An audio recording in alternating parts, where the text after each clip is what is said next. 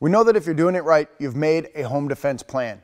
But what happens when you leave the house with your friends or family? Do you think about, and more specifically, do you talk about your own personal protection plan? This is especially important if you have younger children, making sure that you're talking to them in age-appropriate terms to let them know what it is you're going to do if something goes really wrong. When my kids were younger, we always had the kind of what you would call the safe word, the alert word, what's going to happen. And for me, that phrase was, hey, this is very serious right now.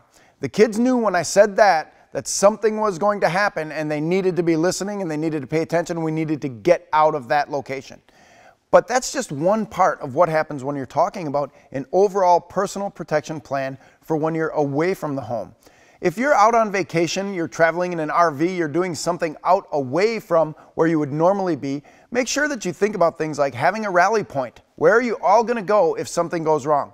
Make sure that everybody has a means to contact everybody else in the group in case you get separated.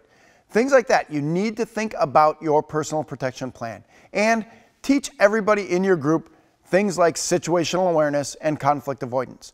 Point things out to other people who might not be as experienced as you so that you can help them along the way. This is especially helpful when you have a group of people because remember, more eyes looking for danger means you're more likely to spot something before it happens. We want you to be thinking about this stuff long before it ever happens.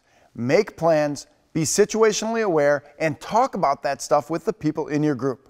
Make sure that everybody knows what you want them to do and what might happen in the event of an emergency.